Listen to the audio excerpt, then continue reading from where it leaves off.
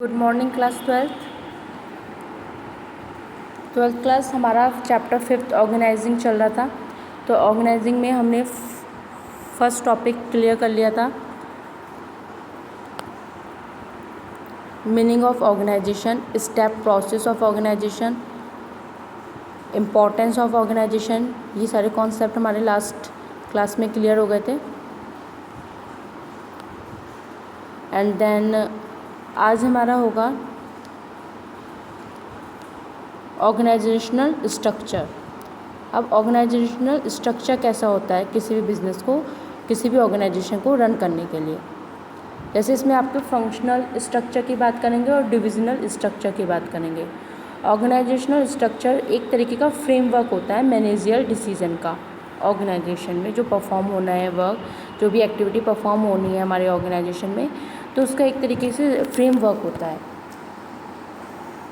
With manager operational task का, कि कौन से टास्क किस समय कैसे होना है, किस डिपार्टमेंट के थ्रू होना है, कौन पर्सन इसे अच्छे से परफॉर्म करेगा। इसमें स्पेसिफाई होता है relationship between people, work and resources in an organisation. कौन कौन से रिसोर्सेज को लेके, किस किस पर्सन को लेके, किस किस टास्क को हमें परफॉर्म करना है अपने ऑर्गेनाइजेशन के अंदर। तो ये सारी चीज़ें डिटेल होती हैं ऑर्गेनाइजेशन स्ट्रक्चर में। अब ऑर्गेनाइजेशन जितने भी हमारे सबऑर्डिनेट होते हैं, सबऑर्डिनेट को ऑर्डर देता है कौन? मैनेजर। जो मैनेजर होता है ऑर्गेनाइजेशन का, या फिर जो बॉस होता है ऑर्गेनाइजेशन का, वो ऑर्डर देता है सब सबऑर्डिनेट को ईच एंड एवरी लेवल पे वर्क को मैनेज करने के लिए और वर्क परफॉर्म करने के लिए। अब इसमें 2 स्ट्रक्चर डिवाइड किए गए हैं, एक फंक्शनल स्ट्रक्चर, एक डिविजनल। जब फंक्शनल स्ट्रक्चर की बात करें तो फंक्शनल स्ट्रक्चर एक्टिविटी या group and department are created on the basis of specific function to be perform. Functional structure में क्या है, अपने अपने फंक्शंस करने के लिए, अपने अपने टास्क को परफॉर्म करने के लिए ग्रुप बनाए गए हैं और कुछ डिपार्टमेंट बनाए गए हैं, जिससे स्पेसिफिक फंक्शन और ग्रुप में वर्क अच्छे से परफॉर्म किया जा सके। जॉब को किसी भी अच्छे से, जैसे प्रोडक्शन डिपार्टमेंट है, प्रोडक्शन का रिलेटेड वर्क होगा, मार्केटिंग डिपार्टमेंट है, मार्केटिंग से रिलेटेड वर्क होगा, सेल्स डिपार्टमेंट है, सेल्स से रिगार्डिंग वर्क होगा, HR डिपार्टमेंट है तो ह्यूमन रिसोर्सेज एलोकेशन का वर्क होता है। उसमें जितने भी आपके स्टाफिंग से रिलेटेड वर्क होता है, जैसे कोई अपॉइंटमेंट करवाना है किसी पर तो वो HR डिपार्टमेंट में, फिनेंस डिपार्टमेंट अकाउंट से रिलेटेड वर्क। तो ये सारे डिपार्टमेंट में एक ऑर्गेनाइजेशन को डिवाइड किया गया है।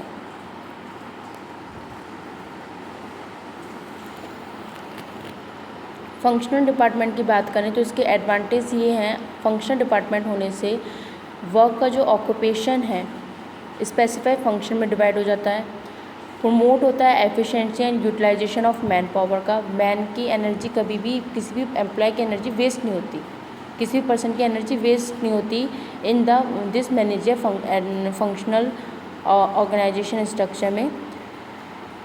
अगर हमें कोई मार्केटिंग से रिगार्डिंग काम है तो हम मार्केटिंग की फाइल मंगवाने के लिए मार्केटिंग मैनेजर के डिपार्टमेंट को, मार्केटिंग डिपार्टमेंट में मार्केटिंग मैनेजर को बुलाएंगे, उससे उसकी डिपार्टमेंट की इन्फॉर्मेशन लेंगे।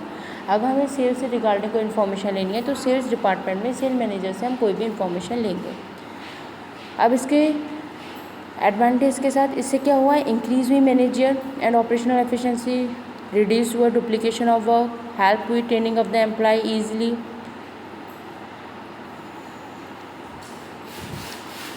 Functions get due attention. तो ये सारी चीज़ें फ़ायदे हुए, इसके एडवांटेज भी हैं तो डिसएडवांटेज भी है।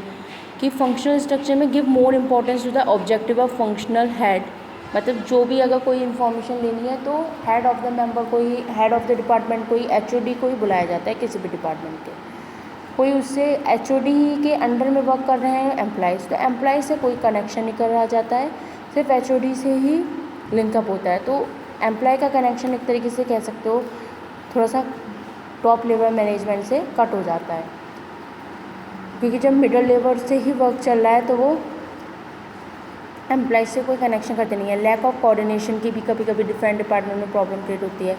कन्फ्लिक्ट भी क्रिएट होता है इंटरेस्ट में डिफरेंट डिपार्टमेंट में। अगर कोई जैसे सेल्स की बात, अगर कोई मार्केटिंग ने कह दी सेल्स मैनेजर की बात, या मार्केटिंग मैनेजर की बात सेल्स मैनेजर ने कह दी, तो आपस में लड़ाई होने के भी चांसेस होते हैं। इनफ्लेक्सिबिलिटी भी हो जाती है कभी कभी। अगर अपना वर्क कोई डिपार्टमेंट अच्छे से नहीं कर रहा है तो उसकी रिपोर्ट फाइल नहीं आ पाएगी मैनेजमेंट के पास, तो इनफ्लेक्सिबिलिटी भी क्रिएट हो जाती है। सूटेबिलिटी की बात करें तो organisation high degree of functional and specialisation with diverse activity, मतलब जितने भी एक्सपर्ट होते हैं वही अपने अपने डिपार्टमेंट में वर्क करते हैं। तो सूटेबिलिटी के पर्पज़ से अगर बात करें तो ये एक अच्छा होता है अगर इसमें वर्क सब लोग अच्छे से कर रहे हैं। Large organisation production, one line of product. Divisional organisational structure की बात करें तो इसमें डिवाइडिंग करा जाता है whole enterprises according to the major product to be manufacture like metal, plastic, cosmetic is known as divisional organisational structure. मतलब अलग डिविजन में अब इसमें क्या होता है, डिवीज़न में बांटा जाता है। उसमें क्या होता था, डिपार्टमेंट में वर्क को बांटा जाता था, इसमें डिवीज़न में बांटा जाता है डिविजनल में। अब डिविजनल ऑर्गेनाइजेशनल स्ट्रक्चर में बात करें, जैसे एक एमडी है। एमडी अब फंक्शनल में क्या हो रहा था, मार्केटिंग डिपार्टमेंट से फाइल मंगवा रहा था या सेल्स डिपार्टमेंट या प्रोडक्शन से रिपोर्ट ले रहा था। लेकिन अब इसमें क्या करता है एमडी, कॉस्मेटिक का बिजनेस उसने अगर खोला है तो फुटवेयर का है, स्किन केयर का है, कॉस्मेटिक है, तो ये सारी चीज़ें अलग कर देगा। उसके अब कॉस्मेटिक में जो पर्सन चाहिए होंगे कॉस्मेटिक के, जैसे HR department, marketing department, cosmetic अलग डिवीज़न हो गया एक तरीके से, कॉस्मेटिक डिवीज़न है तो उसकी अलग रिक्वायरमेंट होती है, उसमें अलग मार्केटिंग होगी, उसकी अलग ह्यूमन रिसोर्सेज रखे जाएंगे, उसमें अलग टाइप के पर्सन्स रखे जाएंगे, उसकी मार्केटिंग प्रमोशन स्किल्स अलग होगी, उसकी परचेजिंग अलग होगी, उसकी सेल्स डिपार्टमेंट अलग होगी। अगर फुटवेयर का बिज़नेस खोला है, फुटवेयर का डिवीज़न है या स्किन केयर का डिवीज़न है तो उसमें अलग अलग ही पर्सन्स अपॉइंट होते हैं, एचआर के अलग, मार्केटिंग के अलग, रिसर्च के अलग और परचेजिंग के अलग, सेल्स के अलग।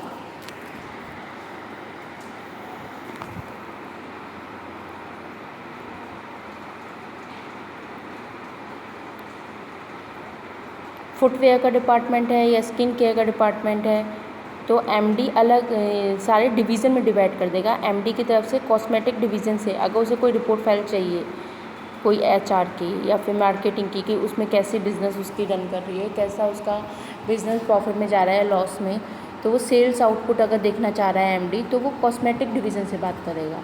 अगर स्किन केयर से रिगार्डिंग या फुटवेयर से रिगार्डिंग अगर उसे सेल्स आउटपुट चाहिए तो वो फुटवेयर डिवीज़न से बात करेगा।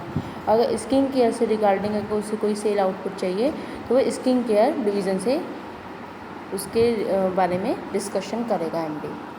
तो इसका चार्ट चेंज हो जाता है, उसमें डिपार्टमेंट में वर्क है, डिपार्टमेंट को डिपेंडिंग करा सिर्फ 2 लेवल में वर्क ईजिली हो जाता है परफॉर्म, इसमें 3 लेवल्स हो जाते हैं। डिवीज़न में तो डिवाइड हुआ ही हुआ वर्क को, अलग अलग फुटवेयर का अलग हुआ, गारमेंट्स का अलग हुआ, स्किन केयर का अलग हुआ, कॉस्मेटिक का अलग डिवीज़न हुआ।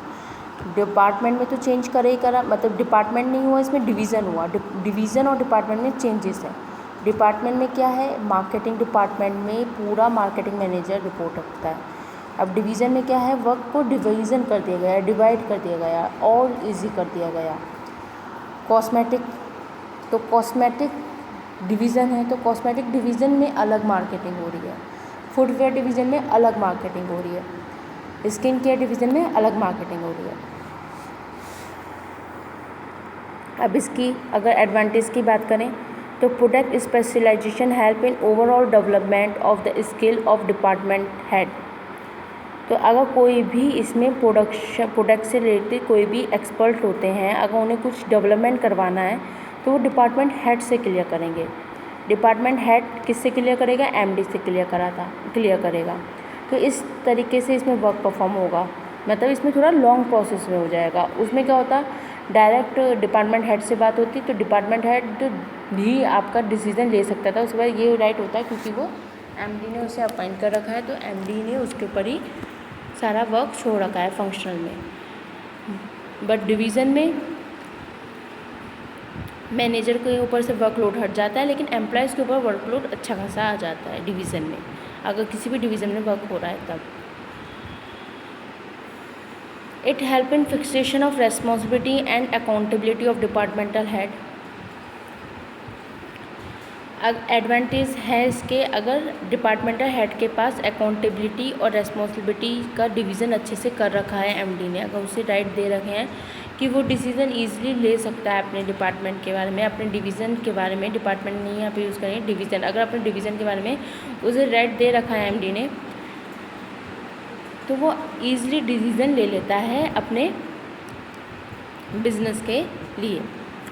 अगर हम बात करें इधर लास्ट पॉइंट की, तो इसमें जब डिवीज़न को हम डिवाइड कर देते हैं किसी भी डिपार्टमेंट को, तो उसमें expansion of growth and new division can be added without interpreting existing division. अब कोई चीज़ आपस में डिवाइड है तो उसे और डिवाइड ईजिली करा जा सकता है, उसमें से एक पर्सन एक चीज़ निकाली जा सकती है ईजिली, क्योंकि वो डिवाइड है, ऑलरेडी डिवाइड है, डिवीज़न है वो, तो उसमें ग्रोथ के भी चांसेस ज़्यादा बढ़ जाते हैं। और कोई पुराने डिवीज़न से इसमें कोई कन्फ्यूज़न भी क्रिएट नहीं होता है। अगर डिसएडवांटेज की बात करें तो कभी कभी कन्फ्लिक्ट क्रिएट हो सकता है डिवीज़न में एलोकेशन ऑफ रिसोर्सेज को लेकर, रिसोर्सेज के कलेक्शन को लेकर, उसकी एलोकेशन को लेकर कभी कभी कन्फ्लिक्ट क्रिएट हो जाता है इस डिपार्टमेंट में। It may lead to increase in cost, जब इतने सारे डिपार्टमेंट में इतने सारे पर्सन अपॉइंट होंगे तो सैलरी भी उनकी जाएगी, तो कॉस्टली तो होता ही है। Duplication of activity in different product division, अब डिवीज़न में वर्क करते हैं पर्सन, तो ये डिवीज़न में वर्क कहाँ होता है, फैक्ट्रीज़ में ज़्यादा देखते हैं। फंक्शनल डिपार्टमेंट हम देखते हैं एजुकेशन इंस्टीट्यूशंस में, कंपनीज़ में, तो वहाँ पे, और ये वाला जो वर्क होता है वो मोस्टली फैक्ट्री के लिए होता है। फैक्ट्री में डिवीज़न में वर्क हो सकता है क्योंकि फैक्ट्री आपने लगाई है, तो उसमें आप डिविजनल फोर्स को लेके वर्क करोगे। अगर कोई कंपनी खोली है तो उसमें फंक्शनल फोर्स को लेके वर्क करोगे।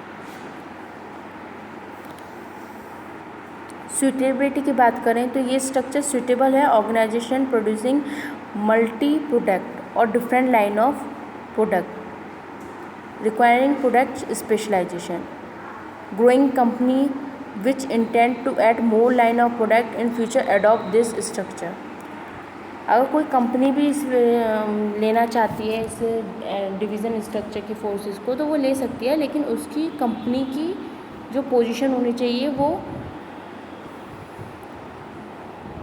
जो फ्यूचर में प्रोडक्ट उसका ज़्यादा एक स्ट्रक्चराइज हो, मतलब चलने वाला होना चाहिए। अगर मार्केट में अगर प्रोडक्ट चलने वाला है तो डिवीज़न फोर्सेस में भी वर्क कर सकते हैं। अब इसमें डिवीज़न की बात, डिफरेंसेस की बात करें तो फॉर्मेशन जो होता है इसका बेस्ड होता है फंक्शंस पे। जैसे फंक्शंस परफॉर्म होंगे वैसे इजीली वर्क होगा। और अगर डिवीज़न स्ट्रक्चर में बात करें तो फॉर्मेशन बेस्ड होता है एक प्रोडक्ट लाइन में, उसके थ्रू इसमें वर्क किया जाता है, ठीक है।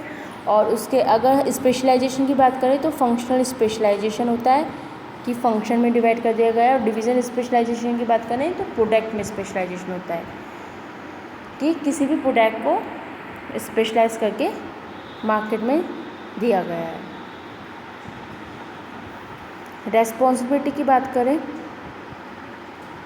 तो इसमें डिफ़िकल्ट होता है टू फिक्स करना डिपार्टमेंट, क्योंकि डिपार्टमेंट अलग से डिपार्टमेंट देना है तो उसके अकॉर्डिंग क्वालिटेबल पर्सन भी उसे देने पड़ेंगे। इसमें क्या होता है, इजी हो जाता है क्योंकि इसमें डिवीज़न में डिवाइड है हर चीज़, तो इजी होता है फिक्स करने में रेस्पॉन्सिबिलिटी। कोई भी चीज़ है अगर हम उसे बहुत छोटे छोटे पार्ट में कर दें तो वो जल्दी हो जाती है, और अगर हम उसे एक लेंथी पार्ट में करें तो वो कम होती है। तो फंक्शनल एक लेंथी प्रोसेस है और डिवीज़न एक शॉर्टकट है। कॉस्टली डिवीज़न ज़्यादा है compare to function. Manager development की बात करें तो डिफ़िकल्ट होता है मैनेजर डेवलपमेंट करना, मैनेजर का रिपोर्ट फाइल देना एकदम से डिपार्टमेंट को, इसमें इजी होता है। Duplication of resources various department has costly, तो वो ईजिली अपने अपने डिपार्टमेंट के अपने अपने पर्सन से फाइल प्रिपेयर करवा देता है, तो कॉस्टली चार्जेस तो लगते हैं लेकिन डुप्लीकेशन ऑफ रिसोर्सेज ईजिली हो जाता है। अगर देखें फंक्शनल हमारा इकोनॉमिकल है और डिवीज़नल हमारा कॉस्टली है। और कोऑर्डिनेशन की बात करें तो कोऑर्डिनेशन में भी डिफ़िकल्टी पड़ती है। जितनी भी हमारी एमएनसी मल्टी प्रोडक्ट कंपनीज़ होती हैं उसमें डिफ़िकल्ट होता है कोऑर्डिनेशन करना, आपस में एम्प्लॉइज़ का हो या फिर मैनेजर और एम्प्लॉइज़ का हो, तो डिफ़िकल्टी फेस करनी पड़ती है। लेकिन डिवीज़न में क्या होता है, फैक्ट्री में ईजिली कोऑर्डिनेशन और कंपेरेबिलिटी बैठ जाती है एम्प्लॉयज़ की विद मैनेजर के साथ। लीडरशिप की बात करें तो मैनेजर ही इसमें लीडर होता है। लीडर इसमें जो होता है, अब डिविजनल की बात करें तो लीडर मे बी मैनेजर या मे नॉट बी मैनेजर, ये ग्रुप के ऊपर डिसाइड होता है। इसमें एम्प्लॉय किसी को बनाते हैं, जैसे कहते हैं ना फैक्ट्री का हेड, हमारी यूनियन का हेड है ये, तो वो फैक्ट्रीज़ में जो होता है, तो ये डिवीज़न में यूनियन के हेड एम्प्लॉय चुनते हैं। इसमें क्या होता है, एमडी अपॉइंट करता है मैनेजर को, तो इसमें ईजिली होता है मैनेजर लीडर हो सकता है और उसमें प्रॉब्लम फेस करनी पड़ जाती है। और फ्लो ऑफ अथॉरिटी की बात करें तो अथॉरिटी का flow from top to bottom downward flow में होती है कोई भी। और इसमें अगर अथॉरिटी की बात करें तो vertical as well as horizontal, vertical भी होती है और हॉरिजॉन्टल भी होती है इसमें। अब हॉरिजॉन्टल के लिए पता है, एक हॉरिजॉन्टल लाइन होती है जो आपकी स्ट्रेट होती है लाइन। कैसी होती है, स्ट्रेट लाइन होती है हॉरिजॉन्टल लाइन आपकी। हॉरिजॉन्टल लाइन आपकी वो मतलब ज़मीन को टच करते हुए जो हॉरिजॉन्टल होती है। वर्टिकल आपकी एक स्ट्रेट लाइन के फॉर्म में होती है। और ऐसी तो इसमें वर्टिकल फ्लो में जो अथॉरिटी का आपका फ्लो होता है वो या तो नीचे को नीचे डिपार्ट, मतलब जैसे लोअर लेवल की बात हो रही है तो लोअर लेवल में ही अथॉरिटी डिवाइड कर दी जाएगी कि तुम्हें ये काम करना है, तुम्हें ये काम करना है। अगर टॉप लेवल की बात हो रही है तो टॉप लेवल में ही आपस में डिवाइड हो जाएगी। लेकिन इसमें क्या होता है कि मैनेजर अगर ऑर्डर दे रहा है, टॉप लेवल अगर लोअर को ऑर्डर दे रहा है या मिडल को ऑर्डर दे रहा है, तब जाके अथॉरिटी का फ्लो होता है। तो इसमें डाउनवर्ड है, उसमें हॉरिजॉन्टल एंड वर्टिकल के बेस पे होती है। तो ये टॉपिक हमारा यहीं पे कवर होता है। अब delegation and element of delegation हम ये नेक्स्ट वीडियो क्लिप में क्लियर करते हैं ये सारा टॉपिक।